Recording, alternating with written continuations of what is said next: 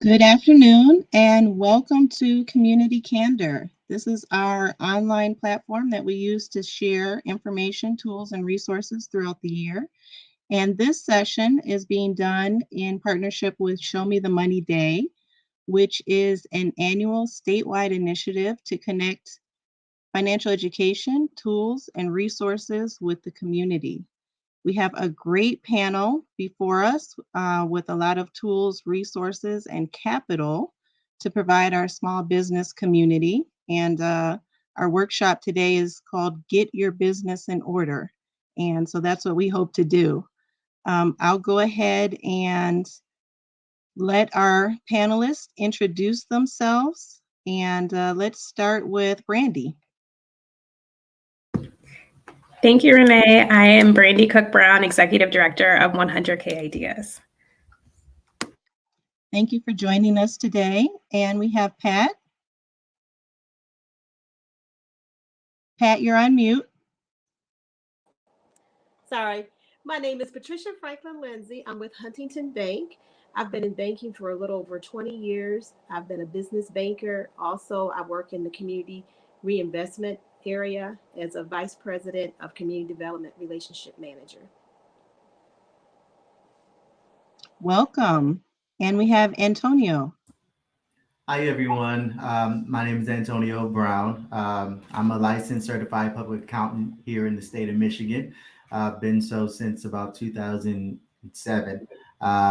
We service, have a full gamut of services, including financial statements, et cetera, and full service accounting company. So glad to be here. Glad to spend some time with you all on today. Glad to have you with us. And Myra? Thank you. Hi, my name is Myra Vero, and I am the Technical Assistance Business Consultant for Michigan Women Forward, and I help businesses in the state of Michigan. Thank you so much for joining us. And my co-moderator, Joel. Good afternoon, everybody. My name is Joel Arnold. I'm the Planning and Advocacy Coordinator here at Communities First, and I've also overseen both some pop-up markets that we've done here in the city of Flint, as well as our upcoming Foodie Commons food truck park. So a lot of our great work with wonderful small business owners, and happy to be here today. Thank you. And I am Renee Kent. I'll be your moderator today. I'm the Director of Special Projects for Communities First, and I have a background in banking. I spent 20 years in community development, lending and investing, and am happy to be part of the Communities First team that is presenting this workshop today. And just to give you a brief introduction of Communities First, we're a nonprofit organization, and our mission is to build healthy, vibrant communities through economic development, affordable housing, and innovative programming, like the innovative programming that we have today. So without further ado, before we get this kicked off, just a couple of quick comments. So we have a survey. If you are watching this video, whether live or later on in the future, please fill that survey out. It will be streaming on the screen as well as in the chat section. So please fill that survey out. That's how we know who we're talking to, and we also can get feedback from you on the information you received today and what information you might want to receive in the future. And for filling that survey out, we also have some gifts that we're going to be giving away. So we'll talk about that a little bit later on in the program, but again, please fill that out. And this is a live session. We will be looking at questions and comments throughout, so feel free to put those in there, and we'll make sure that we try to address those while we're talking today. So put your comments in there and fill out the survey. So let's go ahead and jump in. I'm really excited about this session that we're having. Small businesses they say that they're the job creators, right? And why do they say that? Because since 2000, the year 2000, over 65% of the jobs that have been created have been from small businesses. And that's over 10 million jobs. In addition to that, we know that for every $100 that is spent at a small business, almost $50 stays in the community. So small businesses are vital to providing jobs as well as keeping money in our community. So what can we do to make sure that small businesses are successful and thrive? Try and provide access to capital and resources, which is what we're going to be talking about today. So whether you are just in the idea stage or you are an existing business, we have a host of resources that we're going to be sharing today. And to get us started with this conversation is Brandy Cook Brown from 100K Ideas. And Brandy, we're hoping that you can share some information about the services that 100K Ideas provides and also where you do your work. Yeah, thank you, Renee. So 100K Ideas is a nonprofit located in Flint with the specific purpose to help people with ideas move them forward. So we have that understanding that everyone has had an idea for a business at some point in their life, right? But getting started and moving forward can be a little bit of a barrier. So we were created with the notion that, you have an idea. Let's figure out how we can help you do it, and we'll be a resource for you along that way. So while we do specialize in ideas, we have helped also existing businesses who are kind of at a crossroads, right? They're not sure what to do next. They've started, but they're also trying to figure out, how do I keep this moving forward? How do I continue to grow? So our work is very centered on, helping people find their path. We really work with people to narrow their vision. A lot of times people come to us with like their 10-year vision, which is fabulous and it's amazing. And we're like, yeah, we can get there. But how do we start there? That's not what you're going to start with. Let's get you in a space where you can start growing that's reasonable for you to do without having to do too much investment or ask for too much investment at such an early stage, because that's not always feasible. And so we start with doing a deep dive of research into the idea, really discussing their idea in terms of problem and solution, because we've learned, if you can say what problem you're solving, that helps people buy into that solution that you've created. We also look at who else is in the market, what people are saying, and whether this is something that they want to do. And at the end of the day, we really end with those next steps. So we, try to chunk it 2 to 3 things right now they can do to move it forward, so they're not so overwhelmed, because it can be overwhelming, right? You see your grand vision down the road, but it does take patience and consistency to get to that point. So that's really a lot of our work. And then we're fortunate to have an amazing team that can also help with some of those elementary first kind of steps. So, you have a service. Okay, how are you getting your word out to people? Let's come up with like a marketing plan. Let's, get your basic website built. Let's try to get some of those pieces in place so you can start advertising and getting clients. You have a physical product. We have engineers on staff to help us, come up with the concept sketch and the CAD design to develop that. And, we have a 3D printer to help kind of get a prototype created. So we really are big on, when you leave with us, you'll have about a pilot version of you ready to go for those next steps. And then one of the other roles that we've really stepped into is being a resource connector. So we can't do everything, right? We specialize in that very, very early stage. So we've done our homework to know who else is in this ecosystem of small business supports to really make those connections. So like Michigan Women Forward is one of those partners, when people have, escalated to a point. Huntington Bank is also one of those partners, as is the John L. Group. So it's amazing. I feel like I, reach out to you all in different ways at some point. But that's what we want. We want people to keep moving forward, even once you're past our level of services. So we do our work right in Flint. Our main location is at the Ferris Wheel building. But COVID has opened up a virtual avenue for our services as well. So for those where it is easier to meet virtual, we have that option available still, and we'll continue to offer that. And we also have our neighborhood location. So on Tuesdays, we're actually at the Latinx Center. Wednesdays, we're at the Flint Development Center, and Thursdays, we're at Burston Fieldhouse. And those hours are on our website. That's great. And do you limit your services to Flint-based businesses, or can businesses outside of the Flint community access your resources as well? Yeah, so while we do have a strategic focus on Flint for a specific purpose, we service everybody. I do consider us somewhat statewide at this point, just because, we have made relationships with people as far as, Jackson, Michigan to Detroit to, kind of all over. And people have trusted us as a resource to help those clients, that come to their doors that may be too early for those resources. So we really do kind of service anybody that comes to our doors that we hopefully can help them move forward.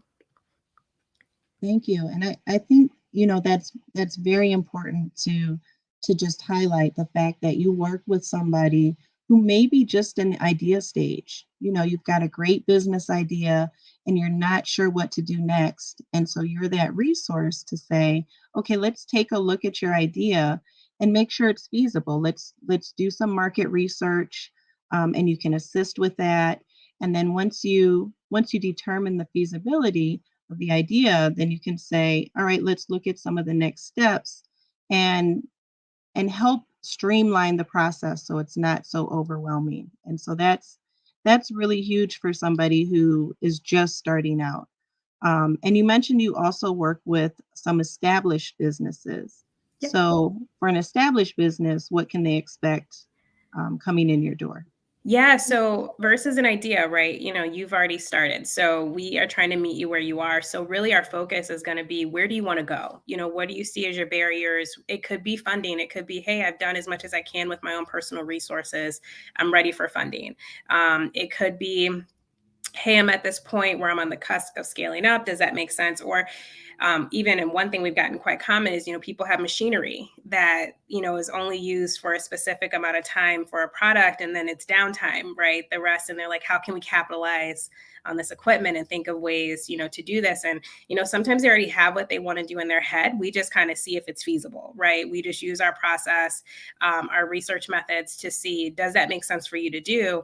And if so, here's a way to try that out. And here's, kind of that strategy. But we really kind of take the lead of what that business wants, because they've gotten this far. They don't need us to tell them, anything before that. It's really just focus on, what specifically do you think we can help with? And then also a lot of times with those clients, they don't stay within our circle long, which is fine, because they'll be wanting to get connected to resources for funding.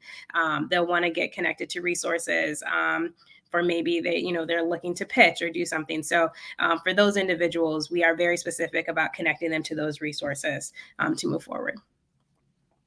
Thank you, Brandy. And just to the audience, if there are any questions or comments, please feel free to post them and we'll make sure that we address while we're talking.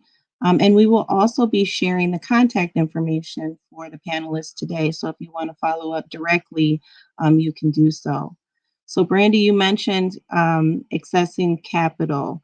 That is a huge need and always a huge question for small business owners.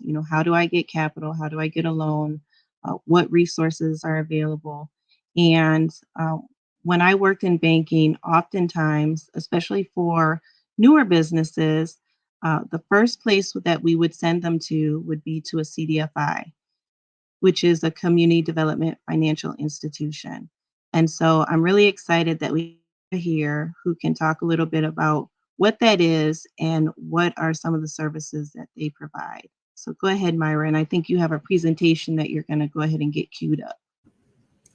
Yes, hello everyone. I am pulling up this presentation, so you should be able to see my screen shortly and see a PowerPoint. Can you see my screen? Yes, perfect. Beautiful. So my name is Myra Villarreal. I am the Technical Assistance Business Consultant for Michigan Women Forward. I help businesses in the process of them, being in that startup or established growing business who is looking for resources. I connect them with resources either through our programming, our microloan program, or our community partners. Sorry, went the wrong way. Michigan Women Forward is a certified community development financial institution, as you mentioned, whose mission is to expand economic opportunity for women and entrepreneurs of color to empower the next generation and celebrate and honor the accomplishments of Michigan women. Michigan Women's Forward vision is to create an inclusive economy for the state of Michigan so that all women and girls can reach their full potential. So we do target females, and that's who most of our programming is, targeted to, but we do service some men. So just wanted to throw that out there.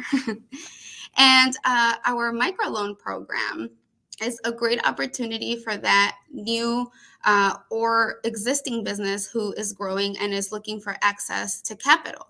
So our microloan program ranges from $2,500 to $50,000. And if there is a need for more funding, we do help them with either connecting them to grant opportunities out there or other lenders who are also helping that startup or existing growing business.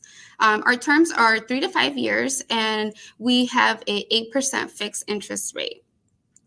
This microloan program is for a home-based business, an online business, or a brick and mortar. We service both profit and non-profit businesses, and we are credit and collateral friendly, so there is no credit score requirement.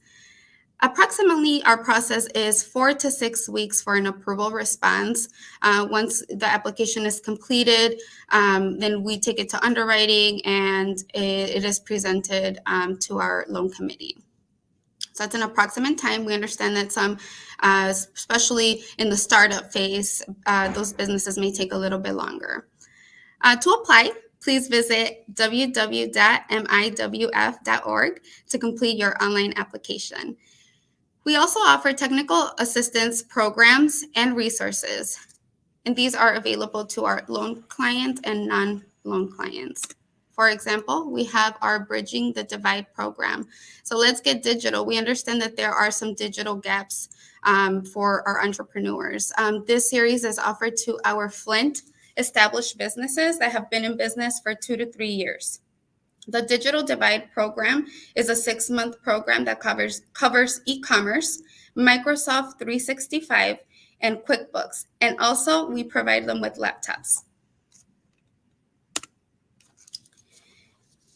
Any questions can be directed either through our website, and I did also, my contact information will be shared. And here is a link where you can look at other criteria for the loan application. And our intake form is also here in this link.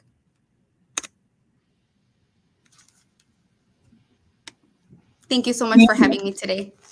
Thank you, Myra. Can we share that PowerPoint with individuals? Absolutely. Okay, Absolutely. great. Yes. So just a quick plug to make sure that you fill out the survey so that we can send you the PowerPoint, and you'll have all of that information at your fingertips, as well as access to or being part of the drawing that we're going to be doing for those who fill out the survey. So please fill out the survey. So Myra, you provided a lot of great information there. And I just want to circle back because the organization is called Michigan Women Forward. But you did mention that you don't have to be a woman to utilize your services. Is that correct? Yes, our micro loan program is open to males as well. We do have some, depending on the program, for example, our Women Up and Pitch competition that is for 51% women owned or more. Okay, so it just basically depends on the program, but the microloan program is open to males as well. And that's a very common question we get. Yes, so that there's no confusion from the audience. Yes. Michigan Women Forward, no matter if you're a male or a female, you can contact them and they will, assist you with your needs. And then I just want to go back because you mentioned a really neat program where you are providing resources to businesses to basically help them improve their social media presence. In addition to that, they'll have access or they'll receive a laptop when they finish that program. And right now they can apply to be a part of that program if they're located in Flint. Correct. This is a Bridging the Digital Divide programming. This series is for Flint established businesses who have been in business for 2 to 3 years. It does provide them with a laptop, which I think is amazing because we know that technology is not always available to our entrepreneurs. They're working from their cell phones, and that's not always efficient. So it is great that we have this program that will walk them through the e-commerce world, right? That is amazing that during the pandemic, so many businesses found this amazing way to connect with their new prospects and clients. And so, like Brandy mentioned, now we have this whole virtual world. And then also Microsoft 365, which is a way to, is a tool that makes you running your business more efficient, right? And QuickBooks. So accounting implementation, which I know Antonio is an expert in, is so important. And we always try to advise, to really work with experts that know how to educate our entrepreneurs on the essential things like accounting. And I personally have an accounting degree myself, but I always say, go see that CPA. So I think it's a great opportunity for those entrepreneurs who are established, right? And they just don't know how to implement an accounting system. Even at 2 or 3 years, they're trying to figure out, what should I be documenting? Where should I document this? And how do I maximize all of my business potential and also stay in compliance, right? And so these are tools that will help our entrepreneurs do just that. So by the time they make it to Antonio, he is happy with everything provided and they can do their tax filings. But I think what's more amazing is that we're able to connect them to community partners that can take that a step further, right? So we offer programming that, again, is offered to our loan clients and non-loan clients. So if you visit our website, we do have a technical assistance resource area where you can see who our community partners are and what programs they're offering. But also make sure to subscribe to our WEI Wednesday biweekly newsletter that keeps you informed of all the amazing programming statewide. And yes, some of the programs are geographically targeted, but we do have some that are open to the state. And so it's amazing to see how, regardless of where we are, we're able to connect in this virtual world and really provide our entrepreneurs with resources. That's great. I'm so glad that you said that because that was going to be my next question. Because I know you're in Detroit, and then Yes.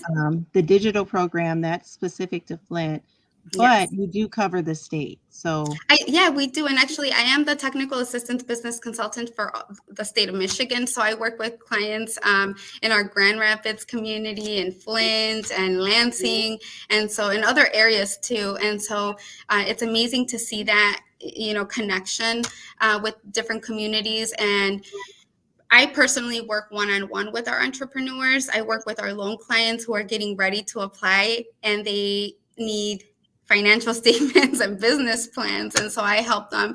I provide them with templates. I provide them with one-on-one consultations to help them. They have the great ideas and the passion for their product or service, but they don't know how to put them together. And then if it's something that I'm not able to handle, we will send them to 100K Ideas or other community partners out there who can really help them put these things together. And so I will say, if someone who's listening today is like, I am not ready, I don't have those financial statements, but I need capital, I would encourage you to go on our website, go to our intake link, and get in contact with us. We only know what you need, if you are telling us that there is a need there. So once we connect you with our loan officers, they will see what documentation is missing, and then in some cases refer you over to me to get things going. that's great. I really appreciate you taking the time to share that information. And, just a reminder, we have the PowerPoint presentation with that information, and we'll definitely be sharing that to those who fill out the survey. And then we have some questions that have come in, so I just want to jump to those really quick. There was a question about 100K Ideas and their location and hours. And so in the chat, we posted the link to their website where that information can be found. And then there was a question that came in about workspace hubs, where small businesses can potentially locate if they don't have a physical location, or if they're trying to build up to using a physical location. Can Myra, Brandy, can you maybe just throw out some suggestions of, where you send people when they're looking for a temporary space? Well, I will admit I might be a little biased because we are located at the Ferris wheel building in downtown Flint, which is a co-working space. But the Ferris wheel was created kind of for specifically that purpose, with the idea, you're ready, you've kind of grown out of your home, and you're ready to kind of have a space that you can walk into and it be either, your office or just even co-working space where you can have a membership just to get out of your house, to do your work, which we've all gotten a little stir crazy on, working from home. So the memberships are flexible. I can't give too many details because, again, I don't actually work for the building, but I can say it's very welcoming space for those who are looking to start specifically in there. And they also help you, because Flint Prince is right there with a mailbox. So I know that's very important to have like an actual business address. So there are some benefits there, and it comes with like printing and some other things. So just having that on the radar. And for me, so it basically is depending on where the entrepreneur is at, and if they're looking for in-person workspace, or sometimes they just need a virtual office. Those are popular nowadays. But I recently connected a entrepreneur with Surge Collab, which is a shared workspace in Troy. That's the most recent resource that I have. But if there is someone looking elsewhere, I'll be more than happy to search with them for a shared working space. Here in the city of Detroit, there are a few as well. But I guess there's so many out there. It just depends on where the entrepreneur is. And there are a lot of options for virtual offices as well, and virtual services. Thank you for that. So, for anybody in the audience that is looking for space, virtual space, co-working space, you are certainly welcome to reach out to Myra and Brandy, and they will connect you with those resources, whatever resources you're looking for. So thank you both. And so we talked a little bit about getting your books in order, right? Using QuickBooks, connecting with a CPA, a professional, to make sure that your finances, or at least your financial statements, are in order, which is extremely important if you're accessing capital, right? Because when you go to a bank and you want to get a loan or some sort of service, the first thing they're going to say is, I need to see your historical financial statements, right? And so I'm not even going to estimate what the number is, but most small business owners are really great at whatever service or small business they're providing. And the requirement or prerequisite to become a small business owner is not to get an accounting degree, right? There isn't an expectation that you're going to be a professional accountant or tax preparer because you're a small business owner. But it's so important to make sure you connect with those professionals that can give you the resources and get your business in order. So let's talk with a professional, Antonio Brown, about the services that he provides and how he can work with a small business, what that relationship looks like. Yeah, thank you, Renee. Once again, this is just an awesome panel. I echo the support and really shameless plug for 100K Ideas and the work that they do over there. We were benefactors of their support, and the John L. Group has been in existence since 2019. And we went to 100K Ideas with a very specific request And then they were able to accommodate us as a growing small business. And so I appreciate the work that 100K Ideas do. But to get to the question, you know, people ask me all the time, but when is a good time to get a CPA? And I give this analogy all the time. This is my favorite analogy because I answer the question with a question. Well, when is it a good time to hire a primary care physician? Do you hire a primary care physician when you're well, or do you hire a primary care physician when you're sick? Do you want preventative things that you should do, or do you want to get well if you're sick? There's never a wrong time to hire a primary care physician. There's never a wrong time to hire a CPA.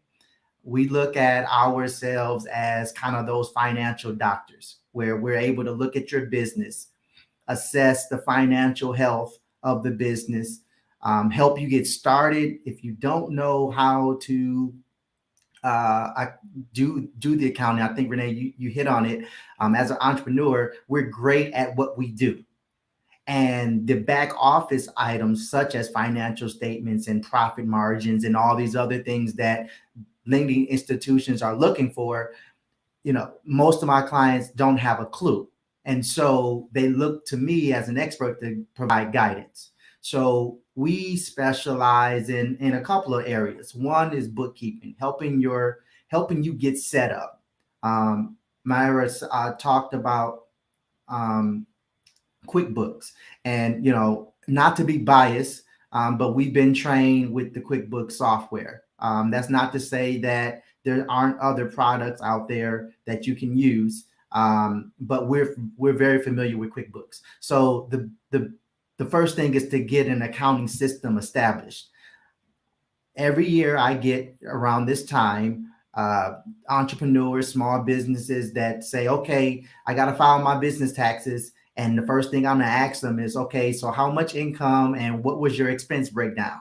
And then I get the longest blank stare that I'm going to get out the day. And it's like, oh, well, I kind of did sales. So how do you want it formatted? Like, do you just need a total amount of my income, or a total expense total, or worse yet, I get the shoebox, where I've saved my receipts and here it is, you figure it out. And I'm saying, okay, you really want to pay a CPA to do bookkeeping for you for a whole year? I don't think you want to do that. So let's get you set up with an accounting system to move forward. So bookkeeping is probably one of the most important, but yet one of the more neglected processes that a small business needs. And there are some automated systems such as QuickBooks that at least automates those manual transactions that you're going to have to report. Okay. And then we take those manual transactions and we create a financial statement, whether a profit and loss, balance sheets, items, statement of cash flow. Some certain businesses, you have to identify if your business is on a cash basis of accounting or the accrual basis of accounting. These are topics that most small business owners have no clue about. That's why you need the professional help. You need the support to at least give you that shot in the arm, provide that direction for you so that you're on your way to qualifying for a loan or qualifying for funding. Because I guarantee you, if you've been in business for any length of time, the first thing that these lending institutions are going to ask you is for 2 years of financial statements and 2 years of tax returns. That's like the bare minimum that most lending institutions are going to ask. And some clients, they come in with the tax return from last year, but they haven't produced year-to-date financials. Or so they've been in business for the last 2 years, but then the lending institution is asking them, okay, this is 2022. I need your year-to-date financial statement. So from the beginning of January to the end of February, do you have those as well? And then I get another blank stare because they just barely got to 2021. And now we're talking about 2022. This is what the relationship between your accountant or your CPA and the client is, because we help you set up your bookkeeping services, and then we're able to produce those financial statements that these lending institutions are requesting. The uniqueness, though, about a CPA as opposed to other accountant is that CPAs are the only licensed accountants that are able to issue third-party financial statements. So banks and lending institutions, they require most oftentimes they require at least a compiled financial statement by a third-party CPA. And only a CPA is able to sign off on those financial statements. Some lending institutions require a higher level of financial statements depending on the type of funding that you're looking for. So lending institutions may ask, or even investors, they may ask for audited financial statements or reviewed financial statements. And the only accountants that are qualified to sign off on those are CPAs, certified public accountants. So we're here for small businesses. 90% of our business clients, 95% of our business clients are small businesses, meaning they're earning less than $50 million a year in income. So there's a wide range of services that we can provide. We also provide tax planning and tax strategy and tax preparation. So as a small business, you want to know, how do I minimize my taxes? And I tell people, my job as your CPA is not to eliminate taxes. It's to allow a strategy so that you're not paying any more or any less in taxes than you absolutely have to. And so we look at strategies as far as, is it feasible for you to file as an S corp as opposed to a corporation or a sole proprietor? Those things matter in business. So we help with certainly with tax strategies and tax planning, and then also helping small businesses actually get themselves on payroll. And so one of the major challenges of entrepreneurs is that you're typically the last person to get paid. And so everything goes out, you have all your expenses, you pay your employees, and then you typically get what's left. And most small business entrepreneurs, they don't put themselves on payroll, which creates a separate issue in that now you can't prove your income. So when you go to get a personal loan, banks and other lending institutions are asking, okay, well, what is your personal income as opposed to your business income? So it's kind of separating that individual income from your business income to give you all a total picture of where you are personally and business wise. So we do a lot for our clients. There's strategy involved in all of it, and we're here to help small businesses. So Antonio, you just touched on a lot, and Yes. But I'm gonna jump to a question in the chat real quick, and then circle back, because we've got some things we need to just review really quick. Yeah. So there's a question that came through. Is there a template that a small business can access to help them to get an understanding of how to document these things? And so I'm just going to jump in and say, I know that if you connect with 100K Ideas or Michigan Women Forward, that they can help you in those initial stages in setting up your budget and, looking at a pro forma for your business plan, and things like that. So in your initial stages, if you access one of these technical resource providers, that's available. And then I'm pretty sure if you're working with Antonio or a CPA, that they're going to get you set up with some sort of template or platform that'll help you start to input your books or get your books in order, right? Yeah. But you mentioned a lot of things, and I just want to start with the first comment that when do you engage a CPA is very important. That timing is very important, and so it may not be the best strategy, and you may not be saving money if you wait to engage a CPA after you have a big Xerox box full of receipts and activity, right? That's actually going to cost you more than if you just visit Antonio in the beginning and say, how do I set this up so that these can be, recorded throughout the year, right? Yeah. Well, let me dispel one of the myths that I've heard in my 15 years.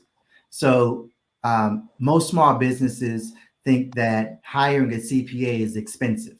Like, I can't afford to do it. The prices are extravagant, etc. And I always respond back to, what's the cost of not doing it? What's the cost of wait? What's the true cost of you not having your books in order? It could be the difference between you getting the funding that you need to grow your business or expand your business. And if my fee helped you get your business funded, then we basically paid for our service. So it's not a matter of it being expensive. It's a matter of having a conversation so we can identify what needs to be done to put your business in the best position possible, and we're reporting something true and accurate to your lenders.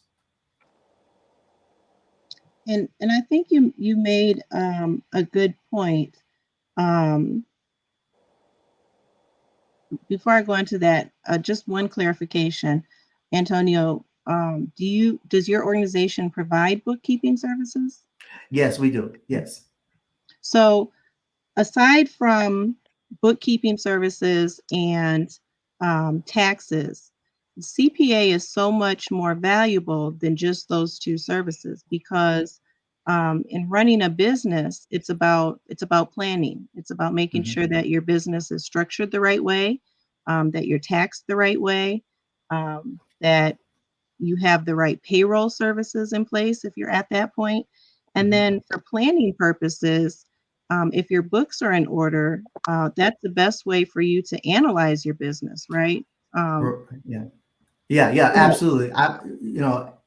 My brothers and I, we talk about even how we run our own business, that we try to run our business by the numbers. It's so easy to get trapped in emotions and doing impulsive things with your business because you have a gut feeling. I'm not negating the gut feeling, but we need to put some context to your business so you know exactly how much you have on hand to make that investment. As a CPA, we also are able to look at your business and evaluate it and see if your business is a going concern. And what does that mean? That means, yeah, you may be operating correct right now, but is your business on a trajectory to lose money and potentially go out of business? There's certain things that we can do up front, at least to help tailor or use information so you can make that management decision on, do I shut down this service line and only concentrate on the profitable one? It's actually making sound business decisions based off of the numbers and understanding if your profit margins are accurate. You'd be surprised at how many clients doesn't know how much it costs to make their product, and then what that margin needs to be in order for them to make a profit. So we help to evaluate that. It's really about planning. people don't pay me. I say this, and I'm going to be quiet, but people don't pay me specifically just to prepare their tax return. There's 1,000 other tax preparers out there. You can prepare your tax return yourself. The value that a CPA creates is that planning so that your tax return isn't a surprise. Like tomorrow is the business deadline for S corps and partnerships. So while everyone is celebrating Pi Day, I'm like, okay, I got 1 day left until the tax filing deadline for S corps and partnerships. That set the 24-hour countdown for me. So it's those things that really create the true value for small businesses. Well, we truly appreciate you being here with that deadline upon us, because I know that you're probably extremely busy. Um, and just to put it in layman's terms, you know, if you have a product, if you're selling chicken sandwiches, everybody loves that chicken sandwich, so you're going to sell it. But if you don't take time to look at your numbers, you might actually be losing money on that chicken sandwich, and that sandwich is going to put you out of business if you don't know how much you're spending to sell that product. And utilizing the resources that we have on the panel today can help you really analyze, your business and make sure that everything that you're doing is profitable and setting you up for success. So we appreciate that, Antonio, and we appreciate the questions that have been coming in. Keep them coming in. But through this journey, we've talked about technical assistance, and we've talked about access to business planning and CPA resources, and now we're ready to talk to the bank, I think. So I think we're ready. We've got our business in a place where we're ready to approach a bank for funding. Can you talk a little bit about building a relationship with a bank and what services and products banks have to offer? Absolutely. Patricia. Well, again, thank you. The panel that came before me laid the path to get to the bank, as that was stated by Renee. Once you visited 100K Ideas and you've gotten that idea off the ground, and you go over to Michigan Women Forward and they help assist you with that further, and you get your CPA in place, now you're ready to come to the bank. And what we're looking for when you get to us is, first of all, is your business a startup or is it an established business? There's two separate areas that we're looking for. So if you're a startup business, we're going to ask you to write a resume, because we want to know how well do you know that industry. So we want to make sure that you know what you're getting into. We want to make sure that you have some equity invested in your own business as well. And that can be the inventory that you've purchased for your business. It doesn't always have to be cash that you have on hand.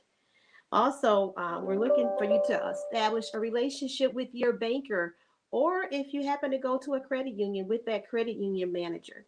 That's very important because they can also help guide you. We don't steer, but we can help guide you through those, utilizing our partnerships that we have, that we work with.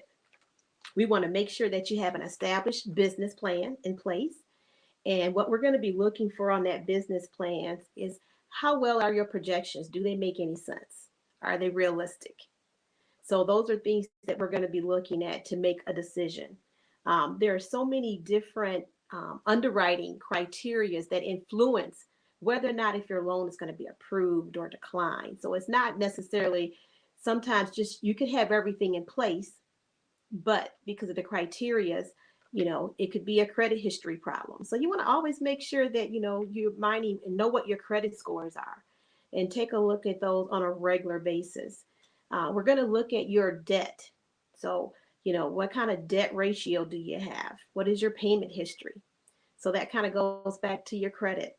We're also going to look to see if you have any delinquencies. And remember, delinquencies mean if you haven't paid a bill within 30 days, then that's going to be considered late payment.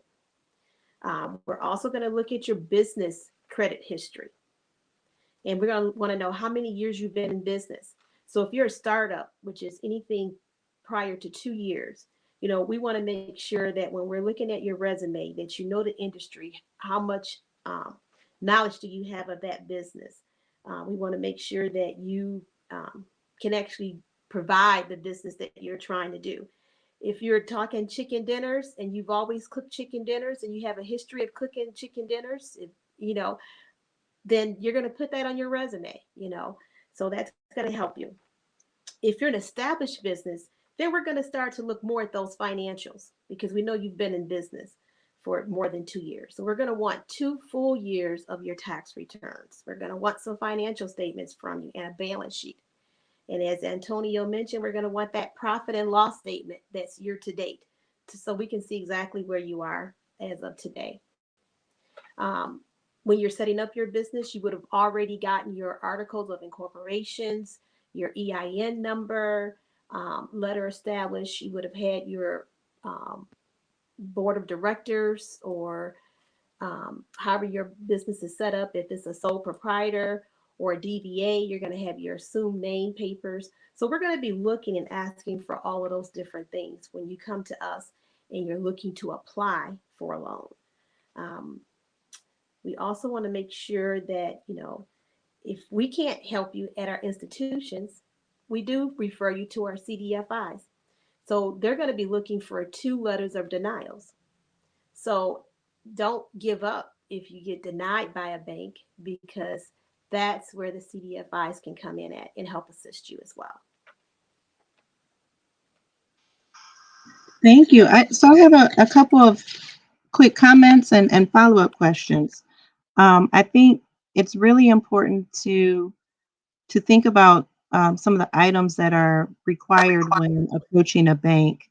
With regards to, that resume and business plan, that may seem a little overwhelming, but I just want to throw out a reminder that Michigan Women Forward and 100K Ideas can help you get those things in order, as well as, all of the items that you're going to need when you approach a bank. And those items are what's required to get lending. But the bank is much more than just your lending partner, because the banks provide, other products and services that are going to be required. You're going to need a bank account. Where are you going to put the revenue that you collect, and how are you going to pay the bills, right? So you need a bank account and some of those other services and products. And you want to establish that relationship. Even if you can't get a loan today, that relationship is going to serve you when you can get a loan, because then that banker is going to know who you are. And I'm going to stop pretending like I still work at the bank. So I'm going to hand the floor back over to Patricia to talk about, what else banks provide besides just lending products. Yeah, so outside of the lending opportunities, we do have array of banking products. Just to get specific, we do have a product that just came out in 2020 called Lift Local Business. And what that is it's designed to support minority-owned, women-owned, veteran-owned businesses, and also businesses that may be located in our low to moderate income tracts. What this loan will do for you is it will offer a free checking account.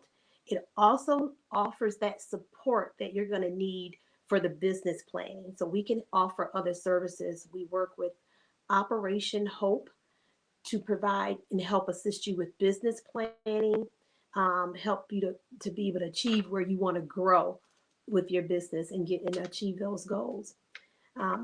This product also offers a free checking account, as well as the opportunity to be able to utilize treasury products and services that you may need as well. It has a lower credit score.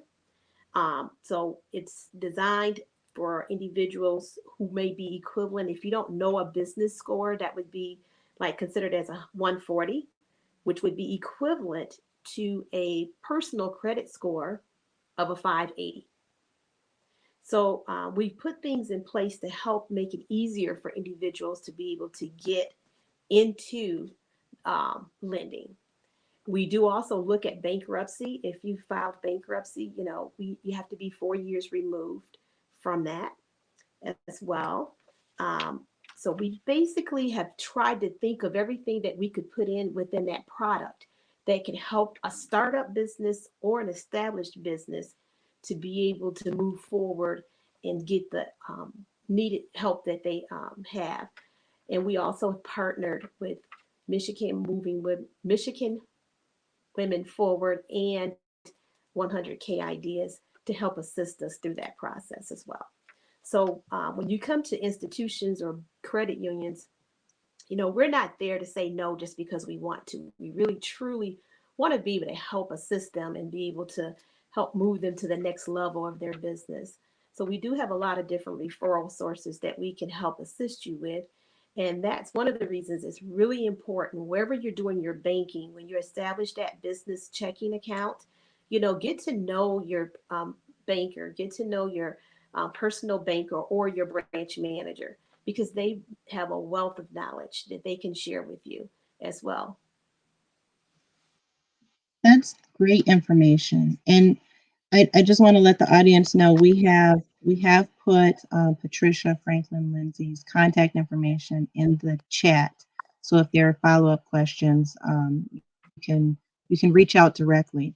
And I think it's important for um, folks not to get in their own way. Oftentimes, people say, "Oh, well, they're not gonna, lend to me, or they're not gonna want to talk to me." But I think, and I hope that we've showed you today from this panel that everybody here is very interested in talking to you about your small business and your small business needs.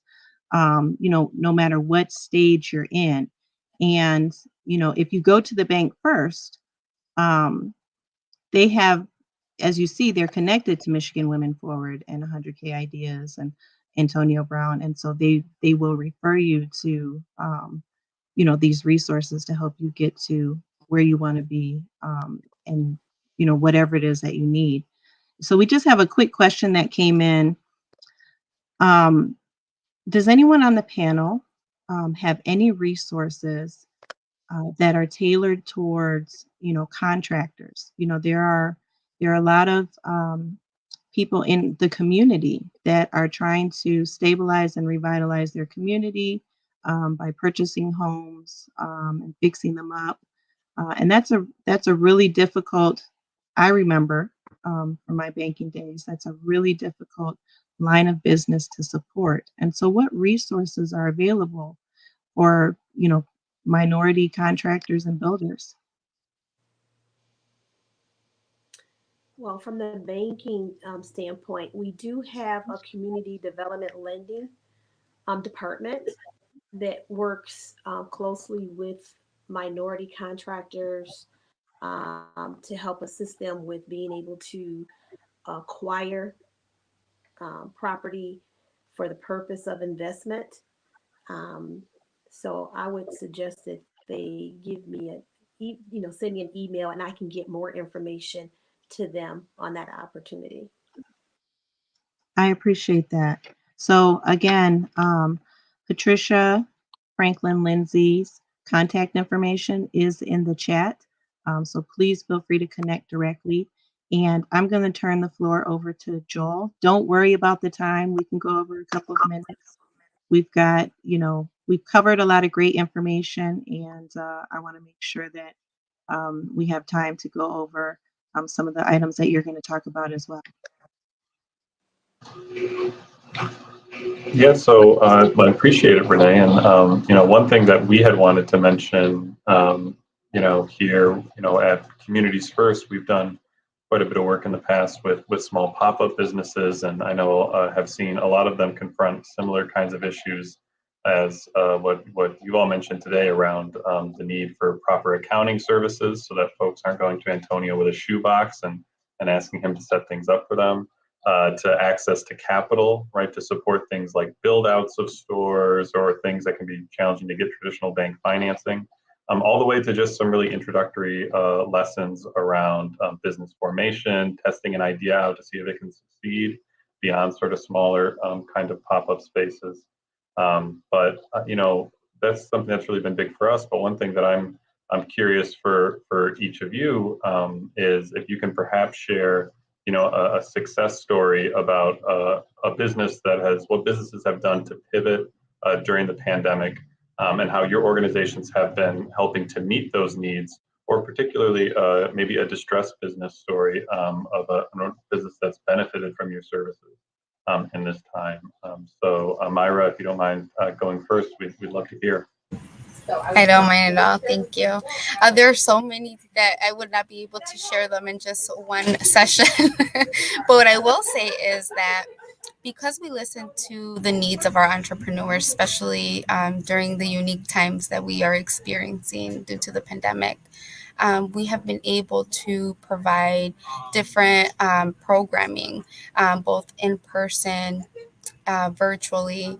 And it really is important for us to track those needs, right? To see how can we make them better. And I think every year our goal is to make them better so that our businesses thrive and that they do become bankable, right? And we send them back to, our partners, our banking partners like Huntington Bank. And when I meet with clients and I understand how stressful it is to do something that maybe they've never done before. To work with them one-on-one and to provide them with those tools and see that those tools are actually working for them. I'll give you one quick example is not everyone is good at writing, right? Especially in our minority communities. I mean, I'm first generation Mexican American. Writing has never really been a strength in my family. But generations through generations, we're able to change that. When I sit down with a client and I listen and I identify that is a struggle for them, I want to provide them with tools. So I created most recently a fill in the blank business plan because yes, our entrepreneurs are very passionate and they may struggle with putting things into perspective and into words and into writing, even more stressful, right? So this tool that when I hear they struggle with putting their ideas or just things into writing and it's stressful for them, I provide them with this guide. And I have found that it alleviates stress right away. I could tell even if we're virtual, in a virtual setting, clients really appreciate that I can understand that it's not easy for them to put things into writing. And amongst other challenges, we're able to continue to improve and really listen to what is it that they need with our digital services, for example, our digital divide program in Flint coming up. Technology, I think that's huge. Like I mentioned earlier, working from a cell phone is not efficient, right? It doesn't make the entrepreneurs feel empowered with what they're doing every day. And providing them with a laptop, I think, is huge. And not only that, the education that they will gain. So those are just a few examples that I can share. Thank you. Thank you so much, Myra. Yeah, and I think that really rings true to a lot of folks that we know. And Brandy, I'm wondering if you have any stories in particular of during the pandemic, how 100K may have transitioned, or even just one of the many stories that we know exist of distressed businesses that have benefited from your guys' expertise. Yeah, so kind of to hit on both of those points. So for us, we were very pre-pandemic, hey, we want to meet you, want to get you, in the space. We want to, talk with you and, get to know you. And we kind of always had virtual capacity, but kind of shied away from letting that be a known option. And then obviously, when things change overnight, you figure it out. And honestly, that was probably one of my favorite pivots that we did as an organization, because it really it became less about the fact that we were all confined to our homes. Because even when, we were opening back up and we were letting people come back in, virtual was still the preferred method, just because we work with people who still have day jobs. We work with people who still, are working, weird hours, and the virtual option just provided them the ability and the flexibility to talk about their idea on a time that works best for them, which was really kind of, if we're talking about helping people get these ideas off the ground, like it was kind of obvious, like, yeah, duh, why didn't we think of this before?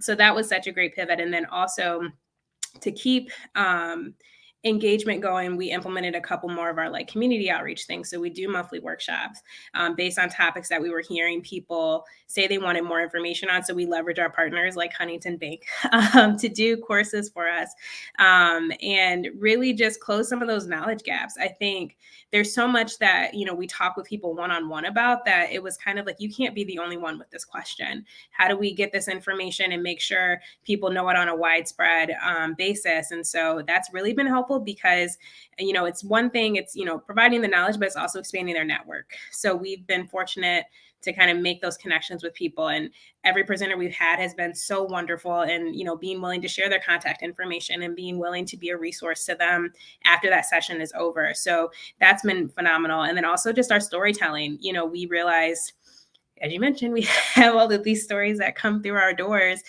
How are we actually, talking about them? Are we letting people know, hey, this is what happened? And it's less about, come see 100K ideas. Well, yes, that is a byproduct that we hope people get out of it. But it's more about, no, look at who in your community is actually doing this. Like, support them. Like, their story is not that different from yours. There's nothing too different about you and this person, that if you have an idea, you can move it forward and really keep it going. So we really kind of took those couple of things and pushed us through, kind of that pandemic, and has really shaped us in our direction.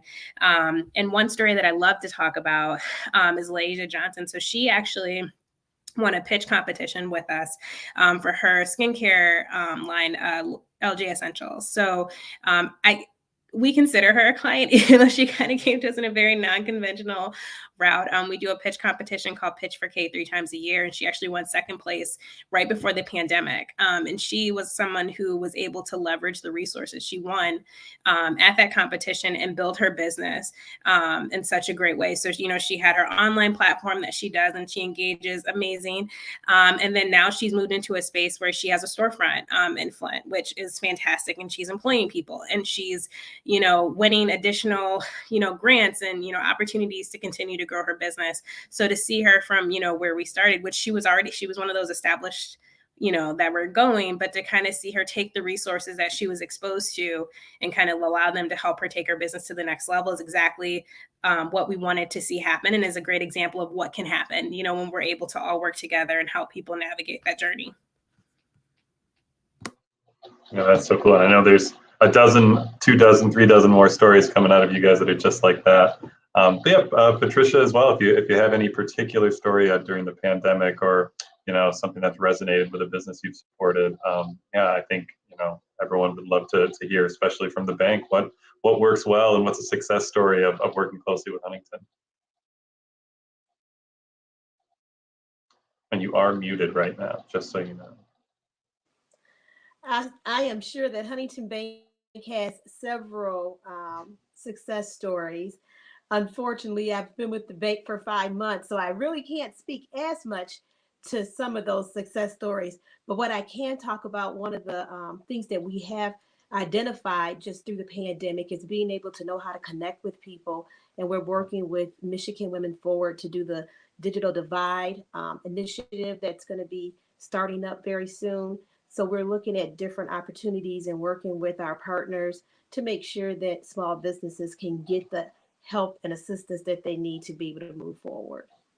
Well, that's great. Well, we appreciate everyone joining today, and we're going to close with one last sort of question for everybody. And the question is going to be, what are your top 3 tips for small business owners? If you could just give 3 tips. And Antonio had to leave us a little bit early, but he did let us know that his top 3 tips are: hire an attorney, unsurprisingly, hire a CPA, and hire an insurance agent. And we'll be sure to put his contact information in the chat as well. But I'll start, we'll go in the other order right now. Patricia, if you have your top 3 tips, if you can think of some for small business owners. I would say know your market, know your actual industry, And most and foremost, get to know your bankers. Always good advice. Brandy, what would your top three be? Yeah, it's hard to go after, and Antonio's are very straightforward. Now, first I would say network. So, you're nothing without a strong network, and you never know who can connect you to who, and that can be a great resource to you if you build a solid network. Second, it would be write stuff down. You'd be surprised what pen to paper can actually manifest for you. Sometimes when you just have it all in your head, it's kind of hard to get started because you just keep, but once you kind of start writing and putting some time and attention to it, that is a great direction just to kind of get you organized. And then 3, ask for help. It's okay to not know everything. There's so many resources like in Flint, Genesee County, the state of Michigan, to help you navigate any challenges you come around. So, don't be afraid to reach out, because again, whether that's the right fit or not, you'll be directed where you need to go. Because I will say the ecosystem in the state is very strong. So don't be afraid to kind of reach out to somebody to get some help. Perfect. All right, thanks, Brandy. And yeah, Myra, what are your top 3 tips for small business? Very similar to our partners, but network. Utilize any opportunity to sell your business, right? So your 30-second elevator speech, anytime you can use it, throw it out there, someone's listening. 2, research.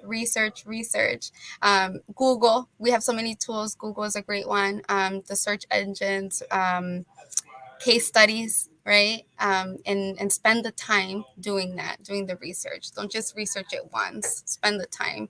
And the third one is set goals. Set your realistic goals and your non-realistic goals, because those are still important. That's where you aim higher, right? And those are reachable as well, and still set them. So those are my 3. Thank you. Well, perfect. Well, Myra, Brandy, Patricia, and Antonio, thank you so much for joining us today, and thank you for all joining us online to hear about your, tips for how to be a successful small business. This is just a reminder that there is a survey in the chat and a link available. Please do fill it out so we know who came and what you want to know most about and what sort of things we should be following up on as we do more events. For those of you who just love community candor sessions and can't get enough of these, we're going to be doing one this Thursday, March 17th at noon. And this one is going to be about housing and an introduction to housing and home building. So please do join us for that. That'll be on the exact same channels, social media, Facebook, YouTube, Instagram that Community First manages. But yes, I'd just like to thank, again, Myra, Brandy, Patricia, Antonio, and of course, Renee, for being an excellent moderator here today. And we look forward to seeing you all around and hopefully getting lots of contacts from small businesses out of this event. So thank you so much, everybody, and have a wonderful afternoon. Thank you.